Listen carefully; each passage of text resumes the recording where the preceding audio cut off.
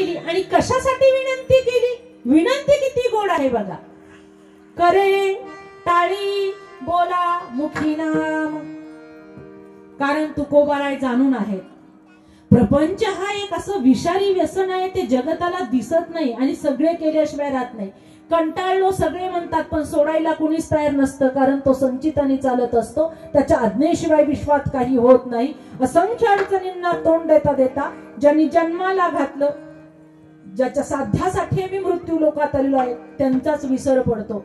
आणि म्हणून तुकोबाराय म्हणतात, या बाकीच्या सगळ्या श्रेष्ठ लोकांना तुकोबाराय पाया पडून विनंती करताय. त्याचं कारण काय? पुन्हा एकदा सांगते, कुणाकडे काही वैशिष्ट्यपूर्ण असेल तर माणसाला न कळत अहंकार निर्माण होतो. अहंकार कुणात नाही, तुमच्या माझ्या सगळ्यांमध्ये सुप्त रूपामध्ये अहंकार आहे. कुणी फार पैसा कमवत असेल त्याला त्याचा अहंकार, कुणी रूपाने सुंदर असेल त्याला त्याचा अहंकार. आता इकडे बऱ्याच सुंदर बायका बसतात बघा तुम्ही, अशी सुंदर असली ना, मेकअप वगैरे केले की चक्रा नखरा 2-2 तास बायका. हे असं आरशापासून हलत नाही बायका. हा सौंदर्याचा अहंकार.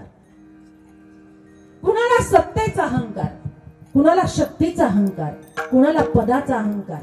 अहंकार सुप्त रूपात. एखाद्याला कशाचाच नाही तर ते म्हणतो डबल ताळी बांधलो, येऊन तो बापाला पडत नव्हतं, आपण मिळवलंय. भाऊ हळू घे जरा.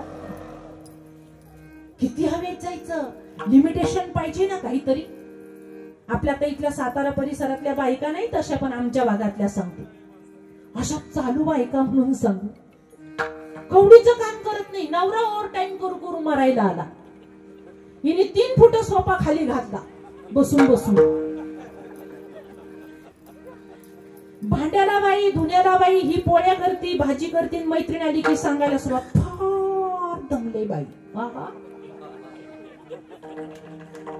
कुठं दमली, काय केलं, झाशीची राणी आहेस तू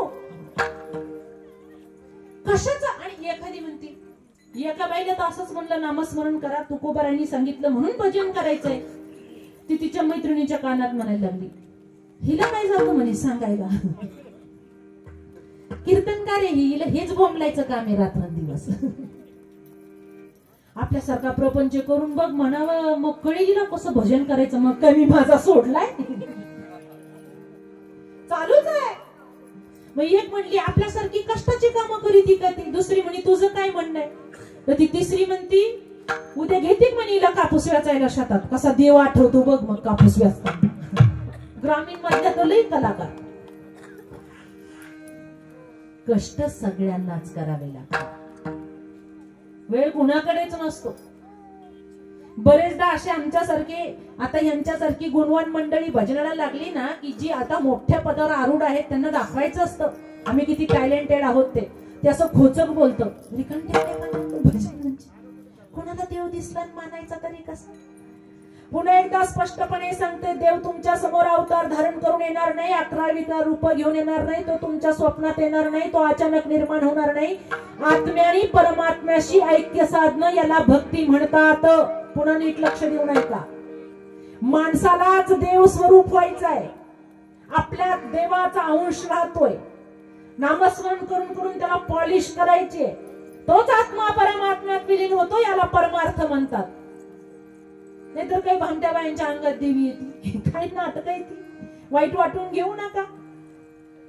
26-27 वर्ष झाली कीर्तन करू करू मरायला आले मी. आता इथं आल्यावर माझ्या चेहऱ्यावर थोडं चैतन्य येतं. तिथं पोहोचल्यावर तर असं वाटतं, बऱ्याच बायका मला बघून म्हणतात हीच कीर्तन करणार आहे का. अगं बाई तिचा तो चेहरा सुकला. एवढा प्रवास झाला, एवढं फिरणं झालं आणि एवढा प्रचार प्रसार झाला, एवढं सगळं करून इथं नव चैतन्य येतं. याला कारण आहे नामस्मरण. आणि काही बायका म्हणतात महादेवाला पाणी घातलं म्हणून देव अंगात येतो. याला अर्थ आहे काय? भक्तीने देवाशी ऐक्य साधायचं असतं ना. एक म्हणाली देवी अंगात येते. देवी अंगात येत नाही, तुम्ही स्वतः देवीची रूप आहात. तसं जीवन जगलात तर भक्ती करायची, नामस्मरण करायचं, ज्ञानेश्वरीचे विचार अंमलात आणायचे, तुकोबारायांचा गाथा उघडायचा, वाचायचा, आपण आत्मसात करायचा आणि पोटच्या पिल्ल्यांना ऐकवायचा. पोरांनी म्हातारपणी आपल्याला व्यवस्थित सांभाळावं असं वाटत असेल तर आजपासून सावध व्हावं लागेल. आणि ज्या माता पित्यांना अपेक्षा आहे की म्हातारपणी आपली आबाळ होऊ नये, किमान आपल्या लेकरांनी वय थकल्याबरोबर आपल्याला विचारावं, तर त्यांनी वारकरी संप्रदायाच्या तत्वज्ञानाशिवाय दुसरा ऑप्शन नाही तुम्हाला, ते ऐकवा ते.